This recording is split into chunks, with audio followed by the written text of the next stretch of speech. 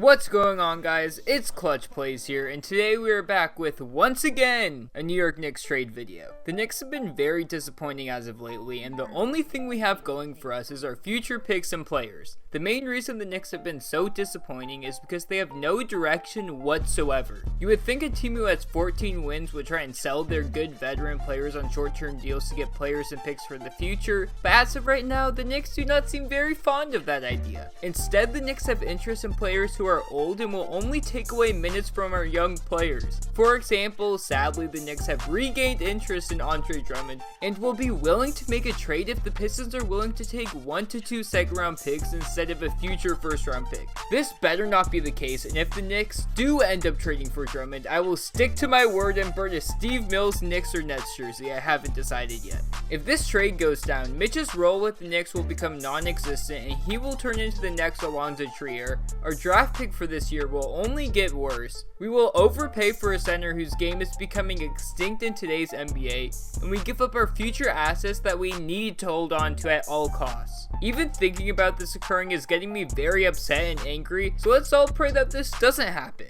Another player the Knicks have had interest in, Dennis Schroeder, wouldn't be as bad as Andre Drummond, but the Knicks should not be buyers when they're 14 and 36. Can you wait until the end of the season at least? The funny thing is that the Thunder, who are a 7 seed, are even willing to sell their players to improve for the future, but the Knicks on the other hand have the most incompetent executive in the entire NBA and want to be buyers. The only positive from this is that the Knicks are eager to get rid of Bobby Portis' contract, so there's one less player we have to worry about getting minutes over our young guys. Now, the other player the Knicks need to be eager to trade is Marcus Morris. As good as he's been lately, why are the Knicks trying to sign him long-term this offseason instead of trading him? Here are Marcus Morris' stats on the screen here, and then here are Tobias Harris' stats last year before he got traded to the 76ers for Landry Shamet, 2 future first-round picks, and 2 future second-round picks. Tobias Harris does have slightly better stats, but they were/are both in contract years, and the Knicks can get at least a first and a second round pick for Marcus Morris. In a Marcus Morris trade, we get future assets. RJ has the opportunity to become the second scoring option now.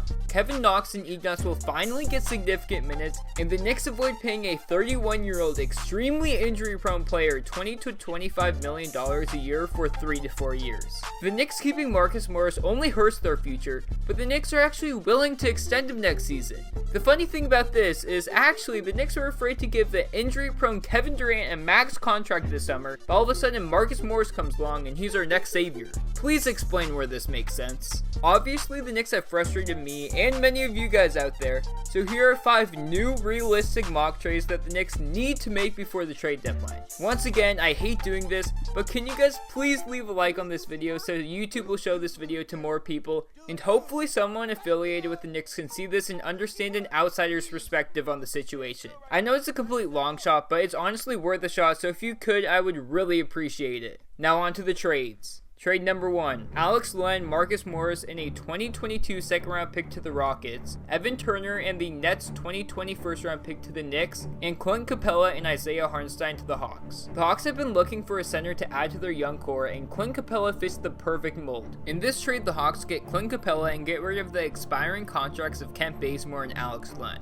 The Rockets have been listening to Clint Capella deals and are really trying to get a good defensive wing and a center in return for him. In this deal, the Rockets get exactly what they're looking for in Marcus Morris and Alex Len. Now, the Knicks get rid of Marcus Morris, which opens up more time for Kevin Knox and Ignas Brazdeikis, who has been absolutely killing it in the G League. On top of this, the Knicks get an expiring contract of Kent Bazemore, who they can buy out with no future consequences. Finally, and most importantly, we get a Brooklyn first-round pick, which seems like it will be in the 15 to 18 pick range, which is perfect because it's a lottery-protected pick. This pick will allow us to trade up to a top spot in the draft if we get screwed by the draft lottery, or take another player in that range to add to our core. Another perk of this trade is that as a Knicks fan, we now have an excuse to cheer for the Nets to lose. This trade is one of my favorites that needs to happen in some sort of way, and I want to thank @KnicksFeed for the concept. Trade number 2, Elfrid Payton and Marcus Morris to the Clippers for Maurice Harkless, Jerome Robinson, and Mfiondu Kabengele in a 2020 unprotected first-round pick. In this trade, the Knicks trade Marcus Morris to the Clippers as they have had a ton of interest in him and want to get a deal done. They also get a great backup point guard who can facilitate the offense for the second unit and play good defense in Elfrid Payton. Elfrid Payton's on a 2-year, $60 million contract with a team option, but like Marcus Morris, he has outplayed his contract significantly. He averages 9 points, 4 rebounds, and 7 assists, all in 26 minutes per game. The Clippers need a backup point guard behind Pat Bev, and they get exactly what they need in Elfrid. On the other side of the trade, getting rid of Marcus Morris has its benefits that we've already gone over, but with Elfrid Payton gone, the Knicks will finally be able to have Frank back starting, where he was playing pretty great. We will also be able to see more of DSJ, which will 1, let the Knicks see if he's worth keeping, and 2, increase his trade value. Trading DSJ right now isn't a terrible idea, and I completely understand it if you're for trading him, but he has very little trade value at the moment, and why not play him to increase it? He's still under contract for another year, and at this point his value can't go down anymore, so what's the rush? In this trade, we also get Kabengele, who was the Clippers' first round pick this year, and he's absolutely dominating in the G League. He's only played 10 games in the real NBA this season, but he has an 18.5 PER, showing that when he plays, he's very efficient. Adding a 6'10 power forward with a 7'3 wingspan will be a great addition to this Knicks core, and Jerome Robinson is not necessarily a huge positive to the deal, but he was the 13th overall pick 2 years ago and has never really had a true chance playing with the Clippers. Overall, the Knicks get 2 young players with a ton of potential and a future first round pick. We may even be able to get a couple second round picks too, but overall this trade would be a great success on both sides. Trade number 3, Alonzo Trier, DSJ, and Bobby Portis to the Timberwolves for a 2021 first round pick and Gorgie Jang. In this trade, the Knicks get rid of 2 young players who are upset with the Knicks organization, along with Bobby Portis for a potentially valuable first round pick. The Timberwolves have Cat and Andrew Wiggins locked up for a couple years and need to make moves to add good young players to their team now. The Wolves have had a lot of interest in DSJ and now finally make a move to add him to their team. They also get Trier, who has expressed displeasure with the Knicks on multiple occasions and is in a contract year, so there is sadly no way we're going to be able to keep him. The Wolves have a pick this year that's going to be pretty high, which will add another good young player to their already young core. Bobby Portis also gives the Wolves a starting caliber power forward at a position that they are very lackluster at. To keep Cat happy, the Wolves do need to start winning, so this trade shows that they are trying to improve and stop tanking.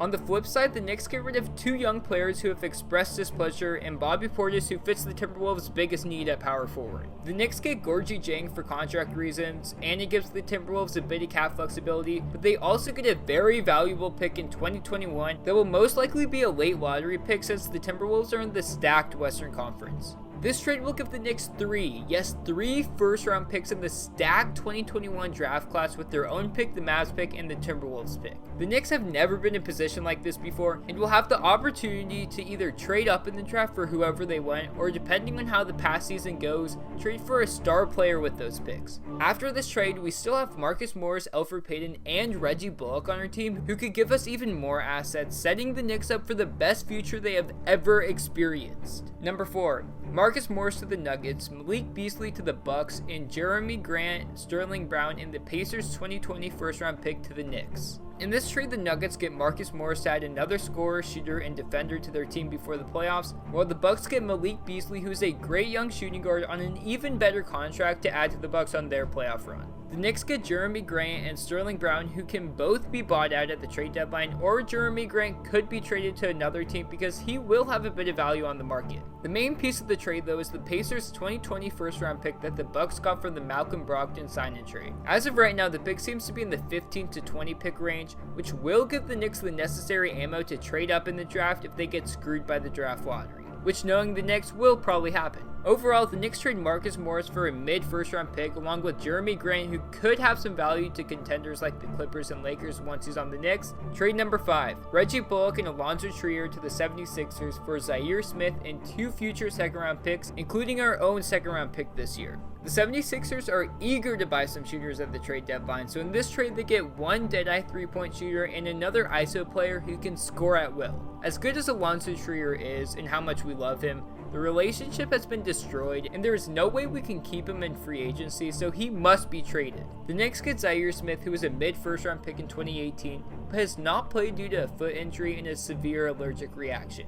Zaire still has a ton of potential, and since his value is relatively low right now, taking him will be in the 76ers' best interest. We also get 2 second round picks, including our own this year, which is going to be pretty high. People often forget how good Trier was before he got benched, so even though this may look like the Knicks are robbing the 76ers, we may be the ones getting robbed. All in all, this trade gives us future picks, and the 76ers get 2 shooters to surround Embiid and Ben Simmons. Okay, these trades took way too long to come up with, and I had to get a bit creative, but tell me what you guys think about them because I'm very curious what you guys have to say. Also, if you think that there are any trades that you think should be altered, make sure you tell me down below because I try my best, but I'm not always perfect.